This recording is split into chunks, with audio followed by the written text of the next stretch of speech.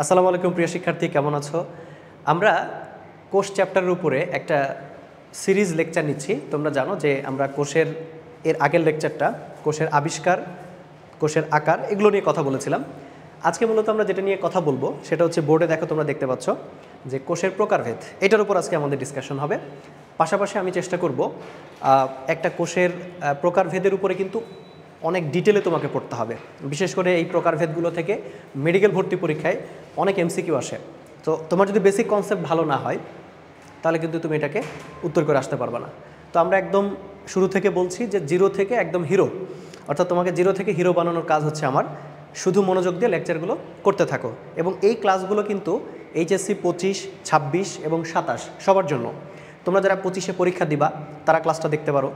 তোমরা যারা 26-এ সেকেন্ড ইয়ারে অলরেডি উঠে গেছো তাদের হয়তো অনেকের কোর্স চ্যাপ্টার ঠিকভাবে পড়া হয় নাই, তো তোমরাও ক্লাসটা দেখতে পারো। আর যারা 27-এর আসতেছো সামনে, তো সেই 27 ব্যাচের জন্য বলা হচ্ছে যারা এই ছুটির মধ্যে আছো অথবা এমনি বসে আছো তারা কিন্তু এই একটা চ্যাপ্টার আমাদের ইউটিউবে কিন্তু করে নিতে পারো। সো দেরি না করে আসো আমরা ভিডিওটা শুরু করি। তো বলা হচ্ছে যে কোষ মূলত হচ্ছে কয়েক ধরনের এর প্রকারভেদ তোমরা দেখতে পাবা। তো আমি যদি বলি যে কোষের মূল যে প্রকারভেদ সেটাকে আমরা কয়েকটা ভাগে ভাগ করে নিতে পারি। ভাগগুলো দেখো, ভাগগুলো আমরা করব কিভাবে? আমরা প্রথমত হচ্ছে এটার কয়েকটা ভিত্তি আছে, সেই ভিত্তিগুলো আমরা একটু আগে লিখে নিব। তাহলে ভিত্তিগুলো কি কি আছে ভাইয়া? দেখো, প্রথমত মনে রাখবা নিউক্লিয়াসের গঠনের ওপর ভিত্তি করে। নিউক্লিয়াস, তোমরা জানো যে একটা কোষের নিউক্লিয়াস খুব ইম্পর্টেন্ট একটা পার্ট, ঠিক আছে? নিউক্লিয়াসের গঠনের উপর ভিত্তি করে কোষ হচ্ছে আমরা একটা প্রকারভেদ বলবো। তারপর আরেকটা ভাগ আছে, মনে করো যে শারীরবৃত্তীয় কাজ, সেটার ওপর ভিত্তি করে আমরা কোষের আরেকটা প্রকারভেদ দেখতে পাবো। শারীরবৃত্তীয় কাজ, সেটার উপর ভিত্তি করে একটা প্রকারভেদ আছে। তারপরে তোমরা আরেকটা প্রকারভেদ পাবা, সেটা হচ্ছে যে ক্রোমোজোম সংখ্যা। মনে রাখবা কি সংখ্যা? ক্রোমোজোম সংখ্যা। এটা সব বইতে নাও থাকতে পারে, কিন্তু এটাও আমাদের লাগবে। এখানে বেশ কিছু কনসেপ্ট আমি তোমাদেরকে ক্লিয়ার করে দিব। তোমরা ওই যে 9-10-এ হ্যাপ্লয়েড ডিপ্লয়েড শুনছো যে এন আর 2n, বাট এটার ভিতরে বেশ কিছু কনসেপ্ট আছে যেগুলো আমরা ক্লিয়ার করে দিব। ক্রোমোজোম সংখ্যা, সেই ক্রোমোজোম সংখ্যার উপর ভিত্তি করে একটা প্রকারভেদ আমরা ডিসকাশন করব। আরেকটা প্রকারভেদ আমরা জানব, সেটা হচ্ছে জীবদেহের উপস্থিতি। জীবদেহে উপস্থিতি, এটার উপর বেসিস করে কোষের আমরা আরেকটা প্রকারভেদ জানতে পারবো, ঠিক আছে? তাহলে আমরা আগে ভাগগুলো দেখে নিলাম যে কি কি ভিত্তিতে আমরা কোষকে আলাদা করতে পারি। তো ভাইয়া দেখো, প্রথমে আসো নিউক্লিয়াসের গঠন। নিউক্লিয়াসের গঠনের উপর ভিত্তি করে আমাদের কোষ হচ্ছে দুই প্রকার। একটাকে আমরা বলে থাকি হচ্ছে আদিকোষ, আদিকোষ, আরেকটাকে আমরা বলি হচ্ছে প্রকৃত কোষ। তো আদিকোষ এবং প্রকৃত কোষ, এটা একটা ভাগ আমরা পেলাম। তোমরা আদিকোষের যেটা বায়োলজিক্যাল টার্ম তোমরা জানো, প্রোক্যারিওটিক সেল, ইউক্যারিওটিক সেল। আচ্ছা, 9-10 এগুলো মোটামুটি পড়ে আসছো। দেহকোষের শারীরবৃত্তীয় কাজের উপর ভিত্তি করে আমাদের কোষ দুই প্রকার। একটাকে আমরা বলতেছি হচ্ছে দেহকোষ, আরেকটাকে বলা হচ্ছে জনন কোষ। দেহকোষ এবং জনন কোষ, ঠিক আছে? দেহকোষ এবং হচ্ছে জনন কোষ, মানে যে দেহ গঠনে কাজ করে সে হলো দেহকোষ, আর যে জননে অংশগ্রহণ করে সে হলো জনন কোষ। এটা একটা ভাগ আমরা পেলাম। তারপর আমরা আরেকটা ভাগ পাচ্ছি ক্রোমোজোম সংখ্যা। এটার উপর ভিত্তি করে কোষ আবার দুই প্রকার। একটাকে আমরা বলছি হ্যাপ্লয়েড সেল, ওকে? একটাকে আমরা বলছি হ্যাপ্লয়েড সেল, আরেকটাকে আমরা বলছি ডিপ্লয়েড সেল, ঠিক আছে? একটাকে বলা হচ্ছে হ্যাপ্লয়েড সেল, আরেকটাকে বলা হচ্ছে ডিপ্লয়েড সেল। হ্যাপ্লয়েড কোষ এবং হচ্ছে ডিপ্লয়েড কোষ। তারপরে আরেকটা প্রকারভেদ তোমরা দেখতে পাবা জীবদেহের উপস্থিতির উপর ভিত্তি করে দুই প্রকার। একটাকে আমরা বলতেছি হচ্ছে উদ্ভিদ কোষ, একটাকে আমরা বলতেছি হচ্ছে উদ্ভিদ কোষ, আরেকটাকে আমরা বলতেছি হচ্ছে প্রাণী কোষ, ওকে? উদ্ভিদ কোষ এবং হচ্ছে প্রাণী কোষ। তাহলে দেখো ভাইয়া, আমরা কিন্তু যতগুলো প্রকারভেদ আছে সবগুলো প্রকারভেদ কিন্তু বোর্ডে লিখে ফেললাম, অর্থাৎ প্রত্যেকটা প্রকারভেদ কিন্তু তোমরা বোর্ডে দেখতে পাচ্ছ। এখন আমাদের কি করতে হবে? এই প্রত্যেকটা প্রকারভেদ ডিটেলে পড়তে হবে, এবং এখান থেকে প্রচুর এমসিকিউ হয় এবং পেঁচানো কিছু এমসিকিউ হয় যেগুলো ছেলেমেয়েরা কিন্তু ভুল করে চলে আসে। কেন? ডিউ টু ল্যাক, অর্থাৎ বেসিক কনসেপ্ট তোমার যদি ভালো না হয় তাহলে তুমি কিন্তু এখান থেকে অনেক প্রশ্ন ভুল জায়গায় দিয়ে চলে আসবা। তো আমার যে স্লোগান, আমি যেটা বলে থাকি যে বেশিরভাগ জায়গাতেই দেখবা ছন্দে ছন্দে বায়োলজি। হ্যাঁ, ঠিক আছে, বায়োলজিতে অনেক জায়গায় ছন্দ লাগবে, ছন্দ আমিও বলে থাকি, বাট আমি চেষ্টা করি যে ছন্দ একটু কম পড়তে, আমরা একটু কনসেপচুয়াল বায়োলজি বেশি পড়ার চেষ্টা করব। অর্থাৎ কনসেপ্ট, একটা জিনিস তুমি যদি কনসেপ্ট দিয়ে মনে রাখো তাহলে কিন্তু সেটা দীর্ঘস্থায়ী হয়। আর অ্যাকচুয়ালি যদি পুরো বায়োলজি বই ছন্দ দিয়ে ভরাই দিই তাহলে তুমি পরীক্ষায় বিপদে পড়বা। কি বিপদে পড়বা? যে এত ছন্দ যে তুমি ছন্দ গুলায় ফেলতে পারো। তো ছন্দ গুলায় যাওয়ার সম্ভাবনা থাকে, বাট কনসেপ্ট যদি তোমার ভালো হয় তো তুমি কিন্তু ভালো করবা। এখন আমি এখানে যে 8 রকমের সেলের কথা বলতেছি, দেখো, আদিকোষ, প্রকৃত কোষ, দেহকোষ, জনন কোষ, হ্যাপ্লয়েড কোষ, ডিপ্লয়েড কোষ, উদ্ভিদ কোষ, প্রাণী কোষ। আমি এখন এই প্রত্যেকটা কোষ সম্পর্কে ব্যাখ্যা করব। এটা সবথেকে ভালো বুদ্ধি হচ্ছে প্রত্যেকটা কোষের ভিতরে দুইটা দুইটা করে বলছি না, দুইটার মধ্যে পার্থক্য আছে। সো আমি যদি পার্থক্য করে পড়ি তাহলে এটা আমার জন্য খুব ইজি হয়ে যায়। তো দেখো ভাইয়া, আমরা কি করব, আমরা হচ্ছে একটু পার্থক্য আকারে দেখে আসো। দেখো কি দেখতে পাচ্ছ, আমি একটা ছক এখানে দেখাইছি, যে ছকের ভিতরে তোমরা প্রোক্যারিওটিক সেল আর ইউক্যারিওটিক সেলের মধ্যে ডিফারেন্সটা বুঝতে পারবা। তো তোমরা আগে আমি একটু উদাহরণে যাই। তোমরা যদি বলো আদিকোষ, তোমরা কি কখনো দেখছো বা নাম শুনছো? হ্যাঁ, তোমরা ব্যাকটেরিয়া দেখছো না? এটা একটা আদিকোষী প্রাণী, আদিকোষী জীব। তারপরে তোমরা যদি বলো যে মানুষ, এটা কিন্তু একটা প্রকৃতকোষী জীব। অর্থাৎ আমাদের সামনে কিন্তু উদাহরণগুলো বাস্তবে কিন্তু আছে। তো সেক্ষেত্রে আমরা আমাদের পরীক্ষার কথা চিন্তা করলে কোন কোন জিনিসগুলো আমাদেরকে পড়তে হবে। দেখো ভাই, আমি কি করছি, এক পাশে লিখছি পার্থক্যের বিষয়, একটাতে আদিকোষ, একটাতে হচ্ছে প্রকৃত কোষ। তুমি দেখবা তোমার সিকিউতে, যারা এবার 25-এর পরীক্ষা দিবা বা 26-এ পরীক্ষা দিবা, এটা কিন্তু তোমাদের very very important for CQ এবং হচ্ছে এমসিকিউ, দুটার জন্য ইম্পর্টেন্ট। অর্থাৎ সিকিউতে বলতে পারে যে একটা আদিকোষ প্রকৃত কোষের মধ্যে পার্থক্য করো, তাহলে সেক্ষেত্রে তোমাকে ভাইয়া দুইটাই পড়তে হচ্ছে। ওকে, তো আসো আমরা শুরু করি। তো বলছে যে প্রথমে দেখো বলছে গঠন, খেয়াল করো, শব্দটা খেয়াল করো, গঠন। অর্থাৎ গঠনগত দিক থেকে কে কীরকম মনে রাখবা। আদিকোষ যারা, আচ্ছা এখানে একটা কথা আগে বলে রাখি, এই যে প্রো শব্দটা একটা জিনিসকে বোঝায়, আর ক্যারিয়ন, অর্থাৎ এখানে দুইটা শব্দ আছে, একটা হচ্ছে প্রো আর একটা হচ্ছে ক্যারিয়ন। ঠিক আছে, ক্যারিয়ন, প্রো এবং হচ্ছে ক্যারিয়ন। প্রো মানে হচ্ছে আদি, অর্থাৎ এখানে তুমি আদি মানে বলতে পারো যেটা একটু অনুন্নত প্রকৃতির। হ্যাঁ, আর এখানে ইউক্যারিওটিক, হ্যাঁ ইউ, এই দেখো এখানে কিন্তু ভাইয়া দুইটা শব্দ আছে, একটা হচ্ছে ইউ আর একটা হচ্ছে ক্যারিয়ন, ইউক্যারিয়ন। ঠিক আছে, ইউ মানে প্রকৃত আর ক্যারিয়ন মানে হচ্ছে নিউক্লিয়াস। ক্যারিয়ন শব্দটা থেকে পরবর্তীতে যে নামটা আসে সেটা হচ্ছে নিউক্লিয়াস। অর্থাৎ যাদের নিউক্লিয়াসটা আদি প্রকৃতির তারা হচ্ছে আদিকোষ, আর যাদের নিউক্লিয়াসটা উন্নত প্রকৃতির, অর্থাৎ উন্নত প্রকৃতির বলতে পারো বা সুগঠিত বলতে পারো। হ্যাঁ, এই যে ইউ কথাটা অ্যাকচুয়ালি সুন্দরভাবে বলতে গেলে সুগঠিত, সুগঠিত, অর্থাৎ যাদের নিউক্লিয়াসটা সুগঠিত তারা হচ্ছে প্রকৃত কোষ, আর যাদের নিউক্লিয়াসটা সুগঠিত নয়, আদি প্রকৃতির, তারা হচ্ছে আদিকোষী। তাহলে আমরা জানলাম যে কোনটা আদিকোষী কোনটা হচ্ছে প্রকৃতকোষী। এবার দেখো আদিকোষী যারা থাকবে, আদিকোষী জীব যারা থাকবে, আমি যদি বলি যে আদিকোষী এবং প্রকৃতকোষী, আমরা মূলত যে পার্থক্যটা পড়তেছে এটা হলো আদিকোষী এবং প্রকৃতকোষী জীবের মধ্যে মূলত পার্থক্য। তো এরা হলো সাধারণত এককোষী হয়, অলওয়েজ এরা হচ্ছে এককোষী এবং এদের গঠনটা হচ্ছে সরল। ঠিক আছে, সরল প্রকৃতির, মানে যারা আদিকোষী জীব তারা হচ্ছে এককোষী, সাধারণত এককোষী এবং সরল প্রকৃতির হয়।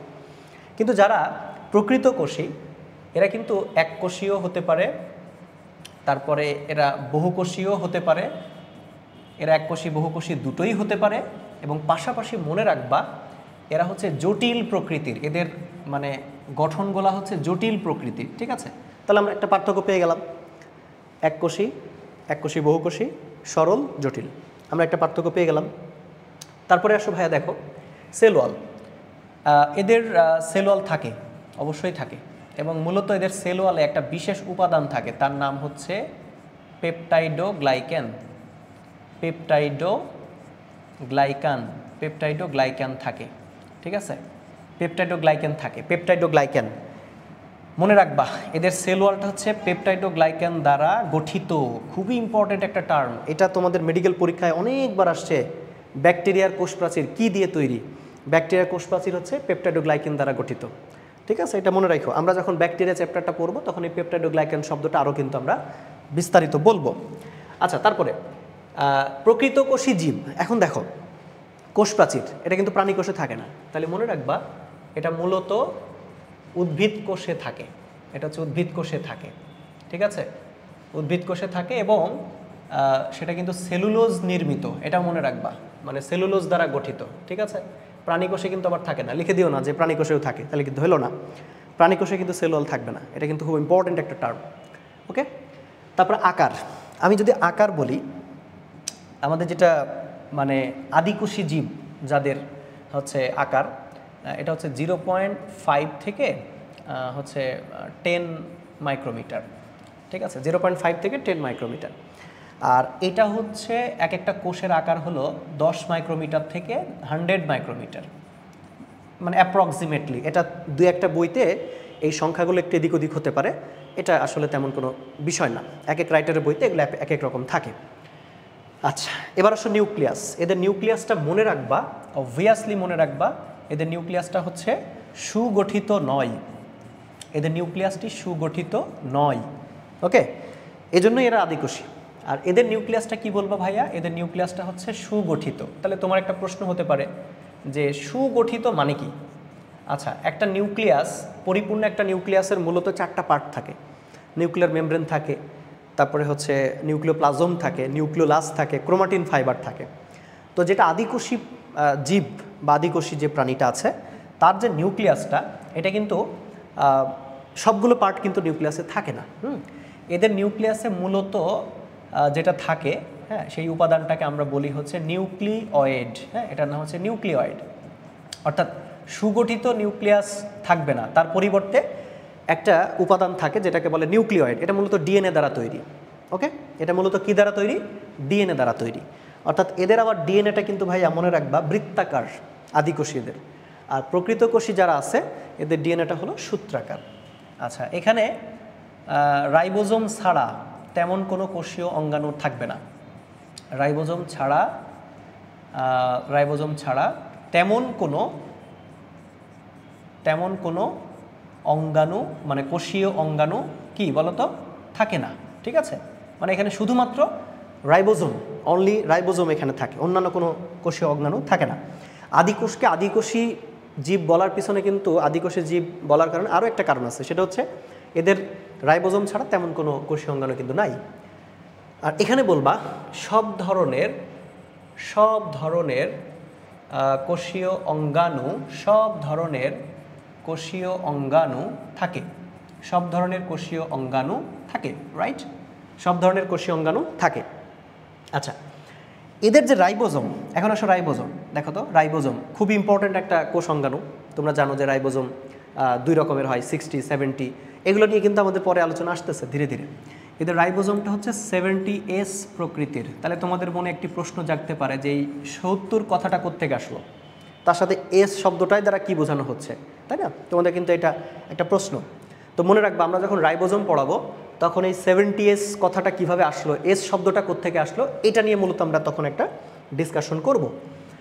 আর এদের যে রাইবোজোমটা আছে সেটা হলো 80S প্রকৃতির। ওকে, এদের রাইবোজোমটা হচ্ছে 80S প্রকৃতির। অর্থাৎ প্রকৃত কোষে যে রাইবোজোমটা থাকে সেটা হলো 80S প্রকৃতির। যদিও বা আমরা বলি যে কখনো কখনো এরকম শোনা যায় যে আমাদের আদিকোষী প্রাণীটাতে শুধুমাত্র 70S রাইবোজোম থাকে, কিন্তু প্রকৃত কোষে 80S রাইবোজোম তো থাকেই, কখনো কখনো আবার 70S রাইবোজোমও থাকতে পারে। তবে আলাদা করে যদি বলো এখানে 70S, ওখানে হচ্ছে 80S রাইবোজোম পাওয়া যায়। আচ্ছা, তারপরে আমরা কি দেখবো ভাইয়া? দেখো, তারপরে কোষ বিভাজন। এখানে মনে রাখবা অলওয়েজ, এখানে কি হয়? এখানে হচ্ছে অ্যামাইটোসিস হয়। ঠিক আছে, এখানে কি হয় বলো? এখানে কি হয়? অ্যামাইটোসিস। আচ্ছা, অ্যামাইটোসিসের আরও একটা নাম আছে, বলতে পারবা তোমরা? অ্যামাইটোসিস সেল ডিভিশনের আর একটা টার্ম আছে, এটা তোমরা একটু বলতে পারলে ভালো হয়, কমেন্টে বলে দিও। অ্যামাইটোসিস সেল ডিভিশনের আরেকটা টার্ম আছে, দেখি তোমরা বলতে পারো কিনা। অ্যামাইটোসিস, এখানে কোষ বিভাজন হচ্ছে অ্যামাইটোসিস। আর প্রকৃত কোষী যারা, তাদের সেল ডিভিশন ভাইয়া 2 রকমের হয়। ঠিক আছে, একটার নাম হলো মাইটোসিস, দেহকোষ যেটা মাইটোসিস, আর যেটা হচ্ছে জনন কোষ, জনন মাতৃকোষ যেখানে আছে ওই জায়গায় হচ্ছে মিওসিস সেল ডিভিশন হয়। আচ্ছা, তারপরে আসো, তারপরে দেখো শ্বসন। শ্বসনটা কি? এটা যেহেতু আদিকোষী, দ্যাট মিন্স এখানে অবাধ শ্বসন, ঠিক আছে, এখানে অবাধ শোষণ হয়। তোমরা জানো যে অবাধ শোষণে কোনো অক্সিজেনের প্রয়োজন হয় না, এখানে অবাধ শোষণ হয়। আর এইখানে কি হয় ভাইয়া, এখানে হচ্ছে সবাত শোষণ হয়। কি হয় আরেকবার বলো, কি হয়? সবাত শোষণ হয়, ঠিক আছে। এইবার একটা ইম্পর্টেন্ট টার্ম আমরা দেখতে পাচ্ছি, তার নাম হচ্ছে ওপেরন। ওপেরন, তো ওপেরন শব্দটার সাথে তোমরা অনেকেই পরিচিত হবা। ওপেরন শব্দটা আমাদের সামনে আসে। What is this? ওপেরন কী জিনিস? আচ্ছা, আমি একটা কথা বলি, ওপেরন নিয়ে তোমাদের এই চ্যাপ্টারের একদম লাস্টের দিকে আমি যখন জিন এবং জেনেটিক কোডন পড়াবো তখন কিন্তু ওপেরন নিয়ে একটা বিস্তারিত আলোচনা আছে। তারপর আমি ইন শর্টে বলি, ওপেরন আদিকোষে পাওয়া যায়। এটা কি? এটা হচ্ছে একগুচ্ছ কোষ, একগুচ্ছ জিন, অর্থাৎ অনেকগুলা জিনকে একসাথে ওপেরন বলা হয়। অনেকগুলা জিনকে কি বলা হয়? ওপেরন বলা হয়। তোমরা এটা কিন্তু, আমার কথাটা আমি এখানে লিখে দিব না, মানে এখন লিখবো না, আমি পরে এটা আবার ব্যাখ্যা দিব, ওপেরন সম্পর্কে বলবো। আমার কথাটা শুনে তোমরা লিখে রাখো। ওপেরন হলো একগুচ্ছ জিন। কি করে এরা? এরা হচ্ছে আদিকোষের প্রকাশের একক, অর্থাৎ আদিকোষকে প্রকাশ করতে গেলে ওপেরন সম্পর্কে আমাদেরকে জানতে হবে। তাহলে মনে রাখবা, এদের ক্ষেত্রে মনে রাখবা আদিকোষে ওপেরন থাকে। আর এদের ক্ষেত্রে ওপেরন বলে কোনো টার্ম বা ওপেরন বলে কোনো কনসেপ্ট কিন্তু নাই। What is operon? বলবা যে একগুচ্ছ জিন, যেটা হচ্ছে আদিকোষের প্রকাশে মূলত কাজ করে থাকে। আচ্ছা, তাহলে আমরা দেখো বেশ কিছু পয়েন্ট দিয়ে ফেললাম। এখন আমাদের যে কাজ সেটা হচ্ছে যে আদিকোষী এবং প্রকৃতকোষী জীবের কিছু উদাহরণ দিলে ভালো হয়। কোনটা আদিকোষী, কোনটা প্রকৃতকোষী? আসো, আদিকোষী জীব কোনটা ভাইয়া? ওই যে তোমাদের ব্যাকটেরিয়া, অণুজীব চ্যাপ্টারে ব্যাকটেরিয়া আছে না, ওইটা। তারপরে তোমরা মাইকোপ্লাজমা বলে একটা জীবের নাম শুনে থাকবা, মাইকোপ্লাজমা, এটা একটা। ওকে, তারপরে হচ্ছে তুমি আরও নাম শুনবা, সায়ানো ব্যাকটেরিয়া, নাম শুনছো না? সায়ানো ব্যাকটেরিয়া ইত্যাদি। আচ্ছা, আমি আরেকটু সহজ করে দিই, তোমরা মনেরা বলে একটা কিংডমের নাম শুনে থাকবা, মনেরা কিংডম। তোমাদের যারা 9-10-এ তোমাদের বইতে এই মনেরা কিংডম সম্পর্কে কিন্তু ভাইয়া পড়াশোনা ছিল, মনেরা কিংডম। ওকে, মনে রাখবা, মনেরা কিংডমের যত জীব আছে, মনেরা কিংডম, হ্যাঁ, মার্গুলিসের এই যে মনেরা কিংডম, এখানে সবগুলাই কিন্তু হচ্ছে আদিকোষী, মনে রাখতে হবে। তাহলে এখন প্রকৃতকোষী কারা? সহজ হিসাব, আদিকোষী বাদে সবাই হলো প্রকৃতকোষী। আদিকোষী বাদে সবই প্রকৃতকোষী, ঠিক আছে। এখন তোমার কাছে যদি মনে হয় যে এটা একটু কঠিন মনে হচ্ছে, একটু উদাহরণ দেন। সহজ হিসাব, তোমরা শৈবাল ছত্রাকের নাম শুনছো না? শৈবাল ছত্রাক, তারপরে হচ্ছে ব্রায়োফাইটা, টেরিডোফাইটা, তারপর হচ্ছে জিমনোস্পার্ম, অ্যাঞ্জিওস্পার্ম, সবগুলো হচ্ছে প্রকৃতকোষী। সোজা কথা, উদ্ভিদের ক্ষেত্রে বললাম। আমি তোমাদের ক্লাস নিচ্ছি, আমিও একটা প্রকৃতকোষী জীব। তুমি আমার ক্লাস দেখতেছো ক্যামেরার ওই পাশে, অর্থাৎ তুমি স্ক্রিনের ক্লাস দেখতেছো, তুমি নিজেও একটা প্রকৃতকোষী জীব। দ্যাট মিন্স আদিকোষী বাদে যারা আছে সবাই হচ্ছে প্রকৃতকোষী। দেখো, এই যে পার্থক্যটা আমি লিখে দিলাম, এই পার্থক্য করে তুমি যদি পড়ো তাহলে কিন্তু তোমার মনে থাকবে। ওকে, তো তোমরা করবা কি, এই ক্লাসটা হচ্ছে মানে মাঝে মাঝে যখন পুরো একটা ছক আমি দেখাবো তখন তোমরা পজ করে এটা হচ্ছে সুন্দরভাবে নোট করে নিবা। ওকে, তাহলে যদি কোনো প্রশ্ন থাকে তাহলে তোমরা অবশ্যই কমেন্টে জানাবা, আমি চেষ্টা করবো সেগুলোর উত্তর দেওয়ার। তাহলে আদিকোষী প্রকৃতকোষী নিয়ে মোটামুটি আমাদের একটা কনসেপ্ট আসলো। এবার আসলে আমরা পরের টপিকে যাই। পরে কি আছে ভাইয়া? পরে আছে হচ্ছে আমাদের এইটা। দেখো, শারীরবৃত্তীয় কাজের উপর ভিত্তি করে আমরা বলে আসছি যে কোষ হচ্ছে দুই প্রকার, তাই কি না? একটা হচ্ছে দেহকোষ আর একটা কি জনন কোষ। আসো, দেহকোষের ক্রোমোজোম যেটা, এটা হচ্ছে মানে এদের ক্রোমোজোমের প্রকৃতি যেটা আমি বলবো, এটা হচ্ছে ডিপ্লয়েড, ঠিক আছে? এটা হচ্ছে ডিপ্লয়েড ক্রোমোজোম। আর এখানে হ্যাপ্লয়েড সংখ্যক ক্রোমোজোম বা এরা হ্যাপ্লয়েড টাইপের ক্রোমোজোম তারা হচ্ছে বহন করে। কিভাবে এটা বুঝবা? আচ্ছা, আমরা ডিপ্লয়েড হ্যাপ্লয়েড নিয়ে একটু পরে ডিসকাশন করব ওই পাশে। এখন শুধু জেনে রাখো যে ডিপ্লয়েড মানে হচ্ছে ডাবল আর হ্যাপ্লয়েড মানে হচ্ছে সিঙ্গেল, এতটুকু জানো। আমরা এই পাশে দেখো ডিপ্লয়েড হ্যাপ্লয়েড নিয়ে কথা বলবো। আমি জানি তোমাদের ডিপ্লয়েড হ্যাপ্লয়েড নিয়ে বেশ কিছু প্রশ্ন আছে, সেগুলোর আমি উত্তর দিব। আচ্ছা, এদের উৎপত্তি কোথায়? আচ্ছা, দেহকোষ হচ্ছে, আমি গত ক্লাসে তোমাদেরকে পড়াইছিলাম যে পূর্ববর্তী কোষটা বিভাজিত হয়ে সেখান থেকে মাইটোসিস সেল ডিভিশনের মাধ্যমে নতুন কোষ পাওয়া যায়, সেটা কিন্তু দেহকোষের ক্ষেত্রে কথাটি প্রযোজ্য। আর জনন কোষ, এটা কোত্থেকে আমরা পাই? এটা হচ্ছে জনন মাতৃকোষ থেকে পাই, ঠিক আছে? জনন মাতৃকোষ থেকে মিওসিস সেল ডিভিশনের মাধ্যমে জনন কোষ পাওয়া যায়। আর পূর্ববর্তী কোষ মাইটোসিস সেল ডিভিশনের মাধ্যমে কি বানায়? দেহকোষ বানায়। রাইট? Concept clear? ওকে, আচ্ছা, এবার দেখো প্রকারভেদ। এর তেমন কোনো প্রকারভেদ নাই। এর তেমন কোনো আসলে তেমন কোনো বললে ভুল হবে। এর অনেক প্রকারভেদ আছে, মানে নির্দিষ্ট কোনো প্রকারভেদ নাই, সোজা কথা। এর অসংখ্য প্রকারভেদ আছে। আমাদের শরীরের বা উদ্ভিদের ক্ষেত্রে অনেক প্রকারভেদ আমরা দেখতে পাই। মাগার জননকোষ হচ্ছে 2 প্রকার, ঠিক আছে? এটা হচ্ছে 2 প্রকার। আমি কি বলে দিব নাকি তোমরাই পারবা বলো তো? জননকোষ 2 প্রকার কি কি আছে, পারবা না? একটা হলো শুক্রাণু, একটা ডিম্বাণু। এটা তোমরা জানো সবাই, শুক্রাণু আর ডিম্বাণু, তাই কি না? তাহলে শুক্রাণু আর ডিম্বাণু, আচ্ছা, এরা দেহকোষের মিলন হয় না, ঠিক আছে? এদের মিলন টিলনের দরকার নাই। এরা সরাসরি পূর্ববর্তী কোষ থেকে উৎপন্ন হয়।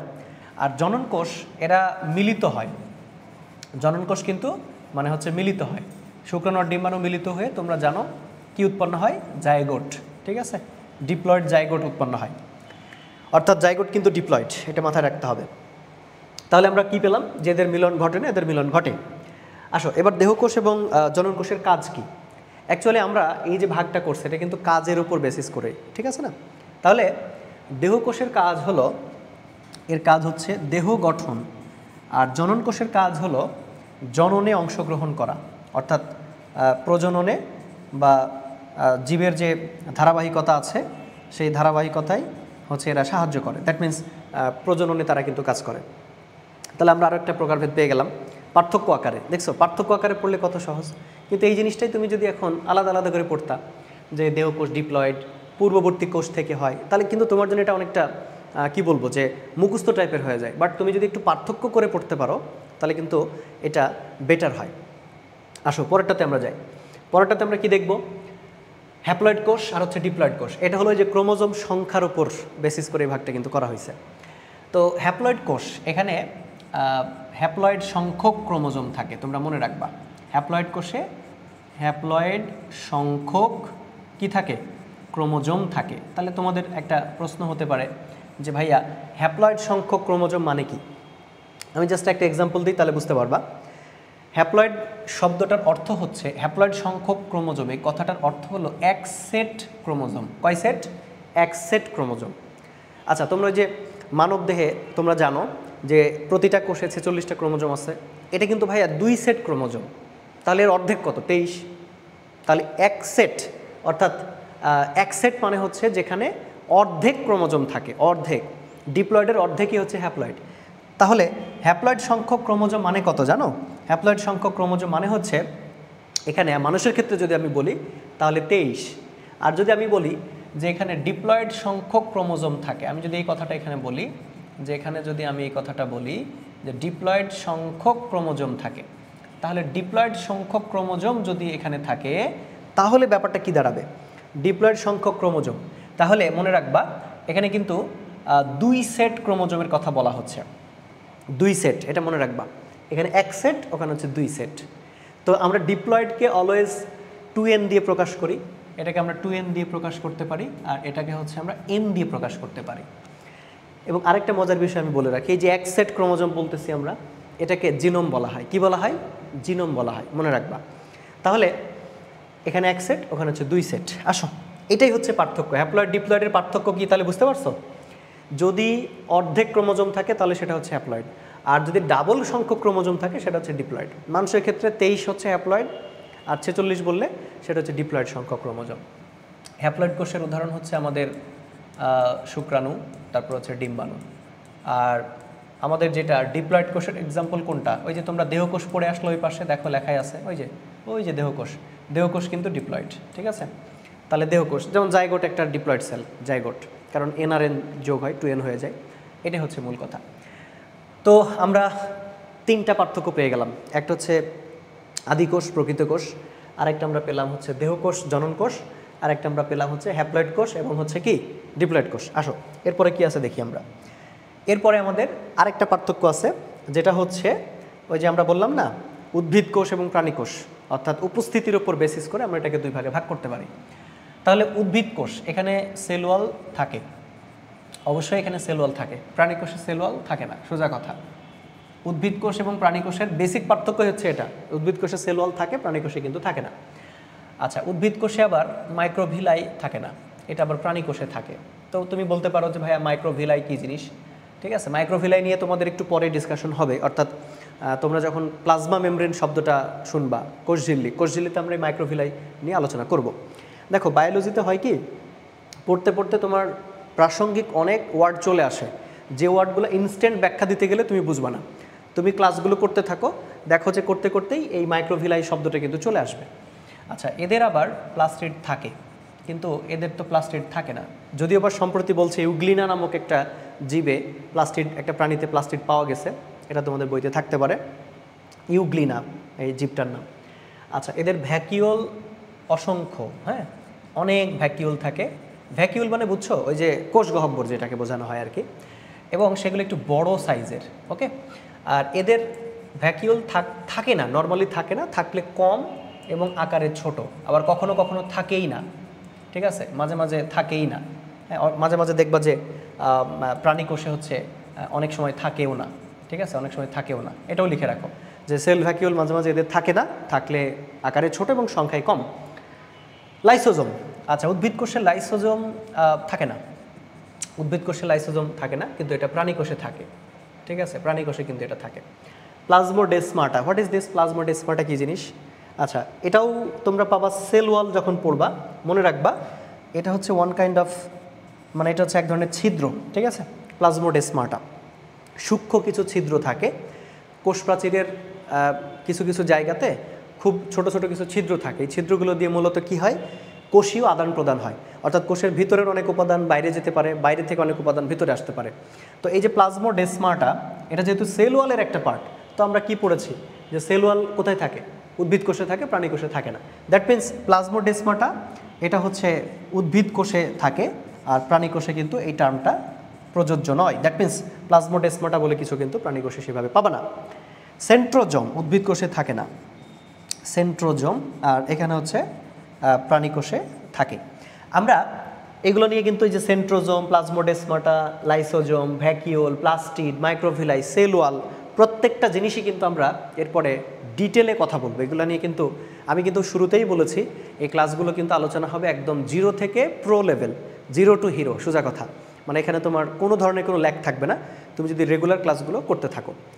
তাহলে আমরা কোষের যে টাইপ সেটা কিন্তু পড়ে ফেললাম, ভেরি ভেরি ইম্পর্টেন্ট। অর্থাৎ কোষের টাইপগুলো থেকে তুমি প্রশ্ন পাবাই। এখন আমাদের আরেকটা নতুন পড়া শুরু হচ্ছে।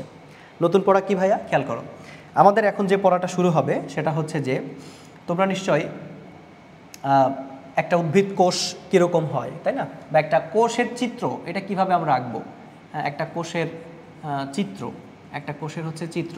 দেখো বায়োলজিতে কিন্তু একটা আতঙ্কের নাম হলো চিত্র। অনেকেই বলে যে আমি ভালো চিত্র আঁকতে পারি না। তো আমার পরামর্শ হচ্ছে তুমি আঁকতে পারো না এটা কোনো কথা না, তোমাকে পারতে হবে। তুমি কেন পারবা না? তোমাকে পারতে হবে। সো একটা উদ্ভিদ কোষের চিত্র বা একটা প্রাণী কোষের চিত্র তোমাকে কিন্তু আঁকানো শিখতে হবে।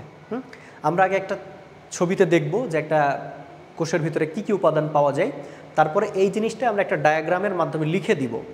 মানে তোমরা যারা এবার এসএসসি পরীক্ষা দিলা তারা কি জানো যে কোষ মানেই হচ্ছে নিউক্লিয়াস, মাইটোকন্ড্রিয়া ইত্যাদি ইত্যাদি। আসলে একটা কোষ মানে অনেক ডিটেল একটা কনসেপ্ট, অর্থাৎ এর ভিতরে অনেক কিছু থাকে। সো আমরা একদম শুরু থেকে, মানে তুমি ধরো কিছুই জানো না, সেখান থেকে আমরা হচ্ছে শুরু করব। আচ্ছা, আমরা একটা কোষের চিত্র এখন অঙ্কন করবো, আসো।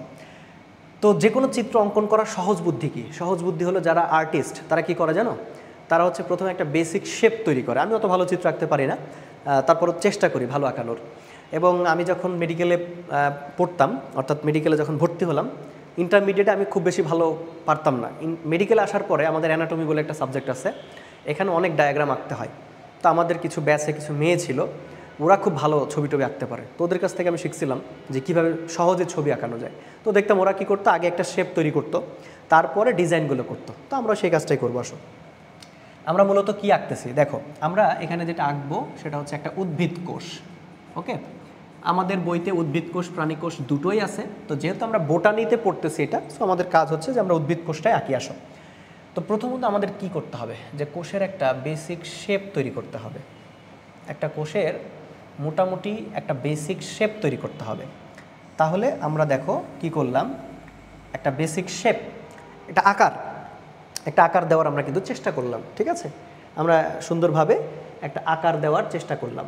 অর্থাৎ কোষের যে বেসিক শেপটা যেমন হতে পারে তোমরা কোষের আকার দেখবা বিভিন্ন রকমের আছে, গোলাকার, ডিম্বাকার, বিভিন্ন আকারের কোষ আছে। সো আমরা এরকম একটা আকার দিলাম। আচ্ছা, এখন আমাদের কি কাজ? এখন আমাদের যে কাজ সেটা হচ্ছে যে বাইরের আউটলাইনটা আমরা একটু আসো করে ফেলি। এইভাবে দিলাম, দেওয়ার পরে এইভাবে দিলাম, ওকে। তারপরে এদিকে দাও, এই যে এইভাবে একটা বেসিক আউটলাইন আমরা আগে তৈরি করে নিচ্ছি। এইভাবে দেখো, আমরা সুন্দরভাবে একটা বেসিক আউটলাইন আগে তৈরি করে নিলাম, ওকে। আচ্ছা, এরপরে আমাদের কি কাজ? এরপরে আমাদের যে কাজ সেটা হচ্ছে যে আরেকটা জিনিস আমাদেরকে আঁকতে হবে, সেটা হচ্ছে যে ভিতরের দিকে আমাদের একটু ডিজাইন করতে হবে, এরকম একটা ডিজাইন করতে হবে।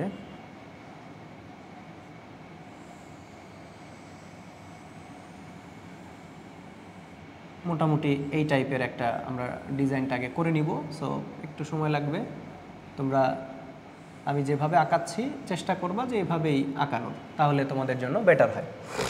আচ্ছা, তাহলে আমরা এটাও আঁকলাম, একটা বেসিক শেপ আমরা তৈরি করে নিলাম, ঠিক আছে।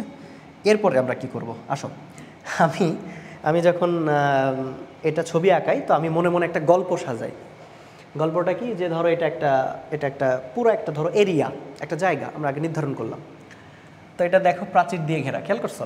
কি দিয়ে ঘেরা? প্রাচীর দিয়ে ঘেরা। তো এই যে প্রাচীর দিয়ে ঘেরা এই যে জায়গাটা তোমরা দেখতে পাচ্ছ, সো এইখানে আমাদের কি কি আঁকতে হবে, এর ভিতরে কি কি আঁকতে হবে? প্রথমে আমরা কি করব ভাইয়া? প্রথমে আমাদের যে কাজ সেটা হচ্ছে যে আমরা নিউক্লিয়াসটা আঁকানোর চেষ্টা করব। আমরা প্রথমে হচ্ছে নিউক্লিয়াসটা আঁকাবো। আচ্ছা, আমরা যেটা করব সেটা হচ্ছে নিউক্লিয়াস তো সাধারণত গোলাকার হয়, আমরা নিউক্লিয়াসটা আঁকবো। এবং তোমরা জানো যে নিউক্লিয়াসের জায়গায় জায়গায় এরকম কি থাকে বলো তো ভাইয়া? কি থাকে? এরকম ছিদ্র থাকে না, যেটাকে কি বলা হয়? যেটাকে বলা হয় হচ্ছে নিউক্লিয়ার পোর, তাই না? তাহলে প্রথমে আমরা হচ্ছে এই দেখো নিউক্লিয়ার মেমব্রেন এবং তার সাথে একটা নিউক্লিয়ার পোর আমরা আঁকলাম, ছিদ্র করে নিলাম, ঠিক আছে। আচ্ছা, তারপরে আমরা কি করব? তারপরে হচ্ছে যে এখানে এটা হচ্ছে নিউক্লিওলাস, এটা হচ্ছে নিউক্লিওলাস, এটা হচ্ছে নিউক্লিওলাস। এবং এইখানে দেখো এই যে পেঁচানো পেঁচানো এরকম কিছু স্ট্রাকচার থাকে, এগুলোকে বলে হচ্ছে ক্রোমাটিন ফাইবার বা ক্রোমাটিন তন্তু, ক্রোমাটিন তন্তু। আর এইটার ঠিক একটু উপরের দিকে তোমরা কি করবা? এইভাবে দেখবে একটা স্ট্রাকচার থাকে এই জায়গাগুলোতে, এটাকে আমরা বলছি এন্ডোপ্লাজমিক রেটিকুলাম, এটাকে আমরা বলছি এন্ডোপ্লাজমিক রেটিকুলাম। তো এটার আবার দেখবা জায়গায় জায়গায় এরকম হচ্ছে বেশ কিছু দানাদার উপাদান থাকে, এগুলো মূলত হচ্ছে রাইবোসোম। এই কনসেপ্টের উপর বেসিস করে তোমরা শিখেছো যে এন্ডোপ্লাজমিক রেটিকুলাম দুই রকমের হয়, একটা হলো মসৃণ, একটা হচ্ছে অমসৃণ। আচ্ছা, তারপরে তুমি কি করবা? তারপরে এই জায়গাতে আমি ধরো এখানে একটা প্লাস্টিডের ছবি আঁকবো, প্লাস্টিড।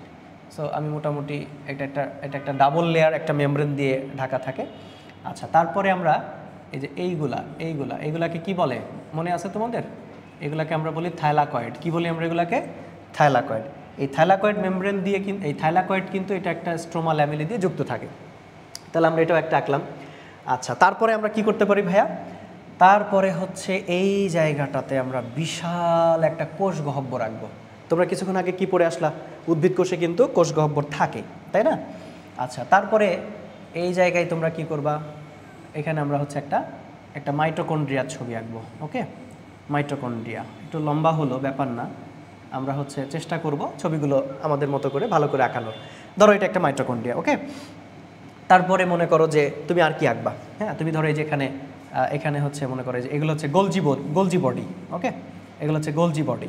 হ্যাঁ, গোলজি বডি এরকম কিছু লম্বা লম্বা স্ট্রাকচার থাকে, তারপর কিছু ভ্যাকিউল থাকে, হ্যাঁ, ভেসিকল থাকে, ইত্যাদি ইত্যাদি।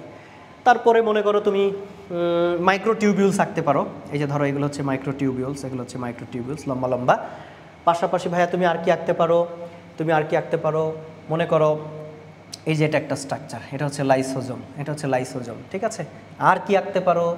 আর কি আঁকতে পারো? মনে করো এটাকে আমরা বলতেছি যে এখানে কিছু মুক্ত রাইবোজোম দানা আছে, যদিও বা রাইবোজোম উপরেও থাকে, ওকে। তো এই হচ্ছে আমাদের ছবিটা। সো আমরা যদি এখন এই জায়গাগুলোতে আমরা ফাঁকা রাখবো না, তাই কি না?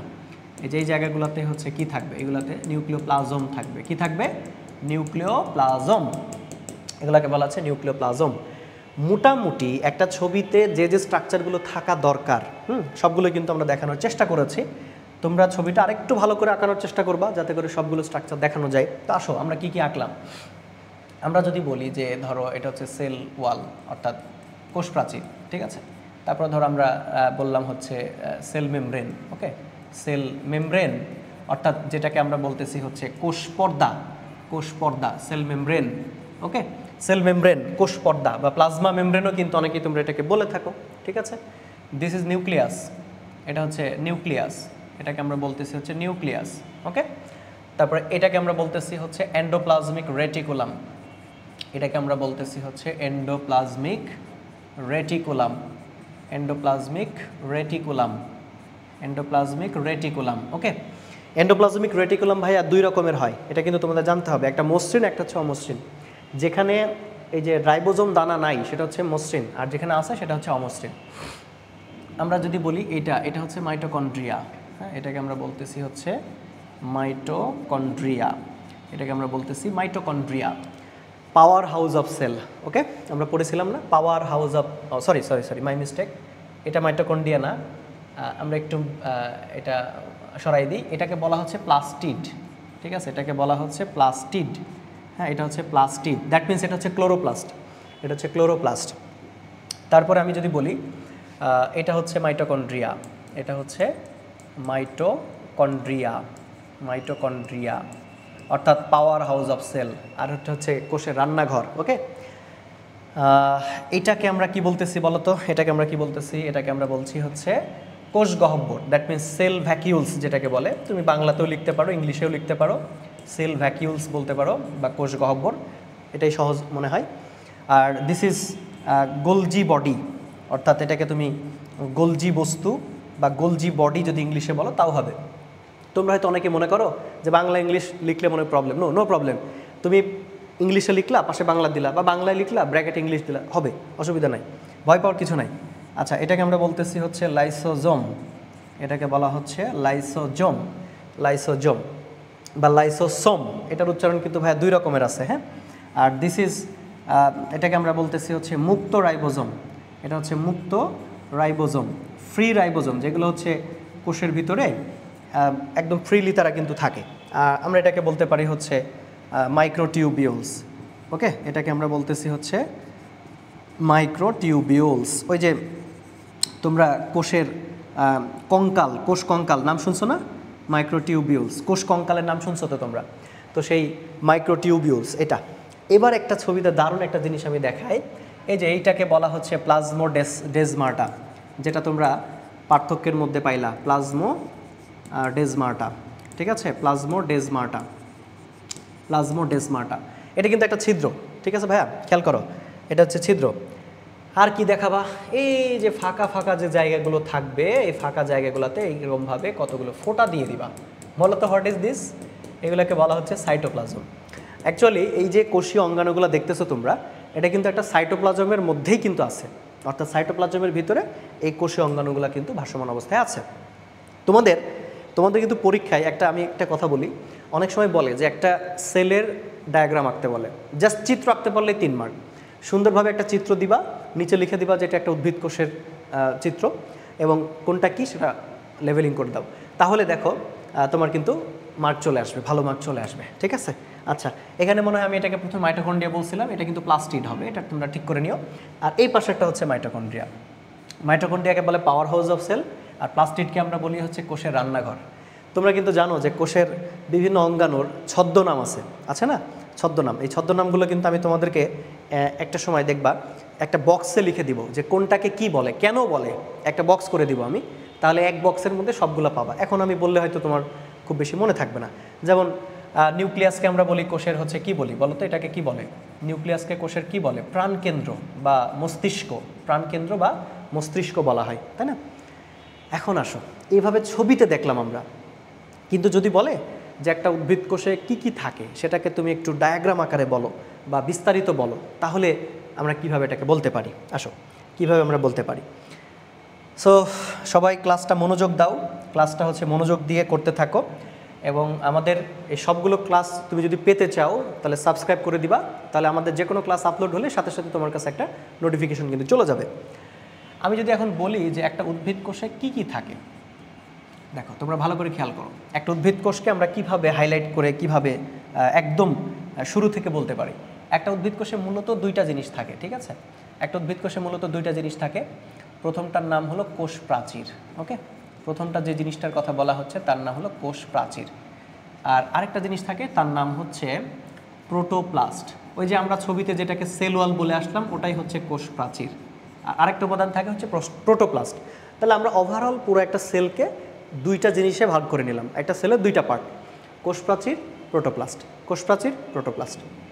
এটা যদি উদ্ভিদ কোষ হতো তাহলে কিন্তু কোষ প্রাচীর কনসেপ্টটা থাকতোই না। হ্যাঁ, আচ্ছা, এখন এই প্রোটোপ্লাস্টের আবার দুইটা পার্ট আছে, একটা হলো সজীব অংশ, একটা হলো সজীব অংশ, আরেকটাকে আমরা বলবো হচ্ছে নির্জীব অংশ, আরেকটাকে আমরা বলবো হচ্ছে নির্জীব অংশ, সজীব অংশ, নির্জীব অংশ। এখন দেখো, একটা উদ্ভিদ কোষের যা যা আছে মূলত সব কার মধ্যে আছে? প্রোটোপ্লাস্টের মধ্যে আছে ভাইয়া। কার মধ্যে আছে? প্রোটোপ্লাস্টের মধ্যে আছে। এই সজীব অংশটাকে কি বলা হয় জানো? এটাকে বলা হচ্ছে প্রোটোপ্লাজম। তাহলে আমি যদি এখন বলি প্রোটোপ্লাজম কাকে বলে, বলবা প্রোটোপ্লাস্টের সজীব অংশকে কি বলে? প্রোটোপ্লাজম বলে, সোজা হিসাব। এখন এই প্রোটোপ্লাজমের মধ্যে আবার বেশ কয়েকটা অংশ আছে। এই প্রোটোপ্লাজমের ভিতরে কি কি আছে দেখো ভাইয়া, এর মধ্যে আছে হচ্ছে কোষ ঝিল্লি আছে, নাম শুনছো না তোমরা? যেটাকে আমরা মেডিকেল টার্মে বা বায়োলজিক্যাল টার্মে বলি প্লাজমা মেমব্রেন। কোষ ঝিল্লির পরে যে কনসেপ্টটা আছে তার নাম হচ্ছে সাইটোপ্লাজম। ওকে, এর মধ্যে আছে সাইটোপ্লাজম। সাইটোপ্লাজমের পরে যে অংশটা আছে তার নাম হচ্ছে নিউক্লিয়াস। এদিকে খেয়াল করো সবাই, তোমরা যখন মেডিকেল পরীক্ষা দিতে যাবা, মেডিকেল পরীক্ষায় কিছু এমসিকিউ আসে, নিচের কোনটি প্রোটোপ্লাজমের অংশ নয়, বুঝছো? তাহলে এই তিনটা অপশন বাদে কিছু একটা এর মধ্যে ঢুকাই দিবে, কথা বুঝছো? এই জন্য মনে রাখবা, মেডিকেলে কিন্তু এরকম কিছু প্রশ্ন দিয়ে তোমাকে কনফিউজ করার চেষ্টা করবে, কনফিউজ হওয়া যাবে না।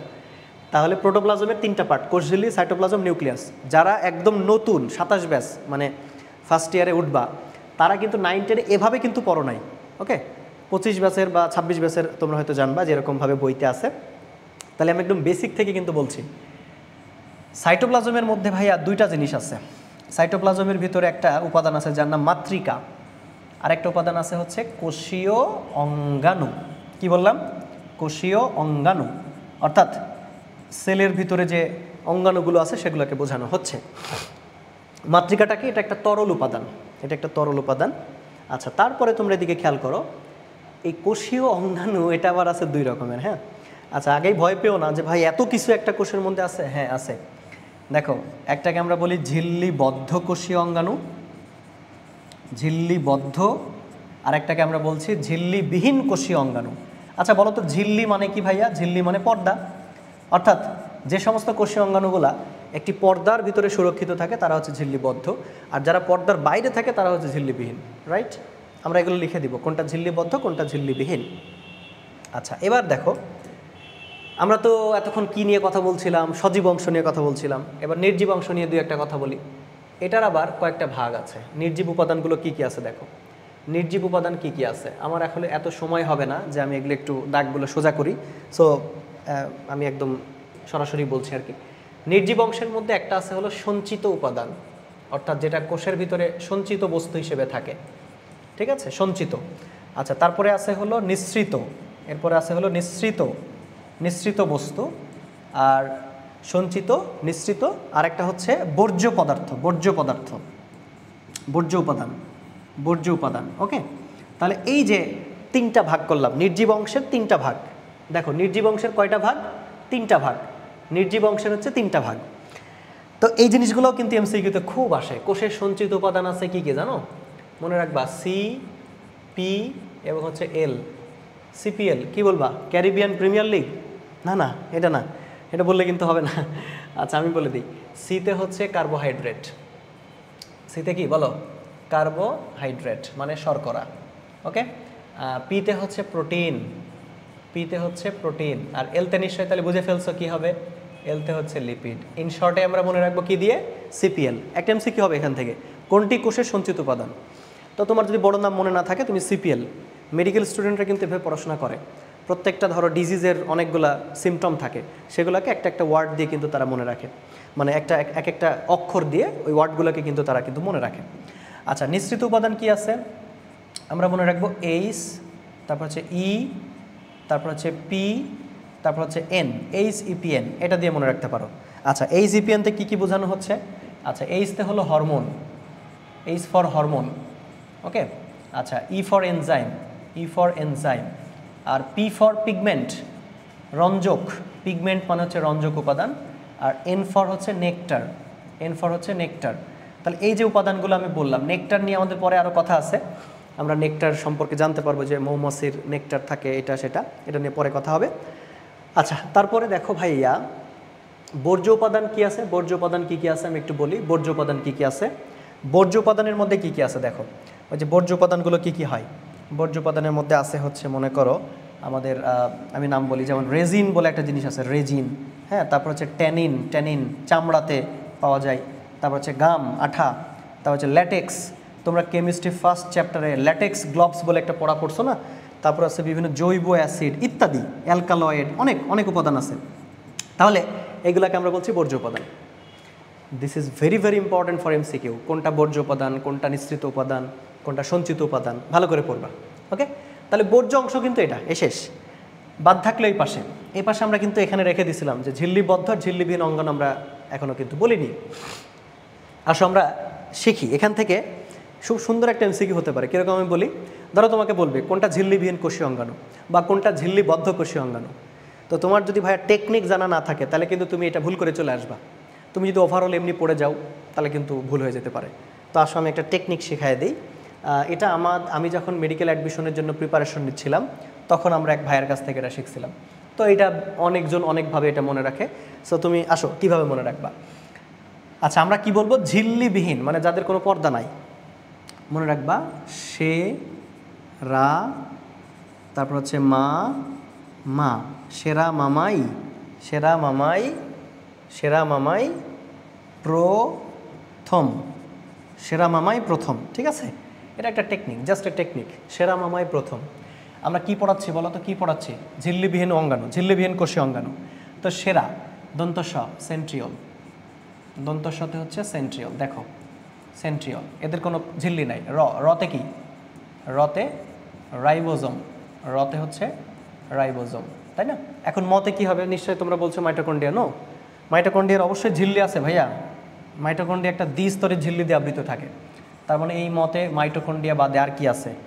মাইক্রোটিউবিউলস, মাইক্রোটিউবিউলস, মাইক্রোটিউবিউলস এটা কি জিনিস বলতে পারবা তোমরা কেউ?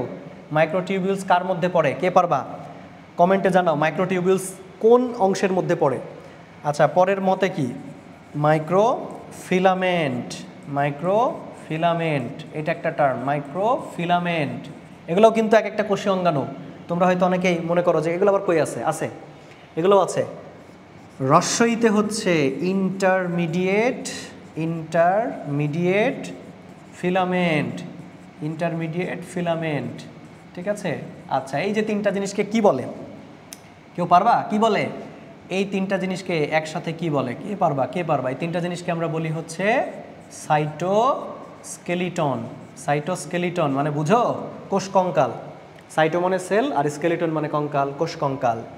আর পথে একটা অঙ্গাণু আছে তার নাম হলো প্রোটিওজোম বা প্রোটিওসোম, উচ্চারণগত একটা ব্যাপার। আসলে থ মতে কিছু নাই, এমনি ছন্দ মেলানোর জন্য বলছি। তাহলে দেখো তো ভাইয়া, এই কয়টা অঙ্গাণু হচ্ছে ঝিল্লিবিহীন কোষীয় অঙ্গাণু। ঠিক আছে, ঝিল্লিবিহীন কোষীয় অঙ্গাণু। তাহলে আমি পুরো জিনিসটা একবার তোমাদেরকে রিভিউ করে দিই।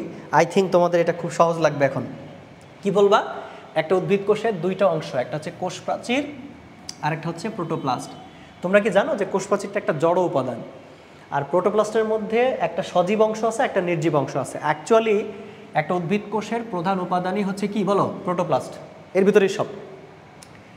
প্রোটোপ্লাজমের তিনটা পার্ট, কোষঝিল্লি, সাইটোপ্লাজম, নিউক্লিয়াস। সাইটোপ্লাজমের দুইটা অংশ, মাতৃকা, কোষীয় অঙ্গাণু। কোষীয় অঙ্গাণু দুই রকম, ঝিল্লিবিহীন, ঝিল্লিবদ্ধ। এখানে আমি যে নামগুলো লিখে দিলাম, centriole, ribosome, microtubules, microfilament, intermediate filament, proteasome, এগুলো সব কি অঙ্গাণু? ঝিল্লিবিহীন। তাহলে এর অপোজিটে যারা থাকবে তারা কি? ঝিল্লিবদ্ধ। মুখস্থ করার দরকার আছে? কখনোই না। আমি দেখো বলবো, তোমরা উত্তর করতে পারবা। বলো তো মাইটোকন্ড্রিয়া কি অঙ্গাণু? এই লিস্টে আছে? নাই। তাহলে মাইটোকন্ড্রিয়া ঝিল্লিবদ্ধ। বলো তো ক্লোরোপ্লাস্ট কার মধ্যে পড়বে? এর মধ্যে আছে? নাই। তাহলে ঝিল্লিবদ্ধ। ওকে, তাহলে আমরা যদি ঝিল্লিবিহীন মনে রাখি, ঝিল্লিবদ্ধ মুখস্থ করার দরকার নাই। আমরা এখানে ক্রস চেক করে বলে দিতে পারবো কোনটা ঝিল্লিবদ্ধ।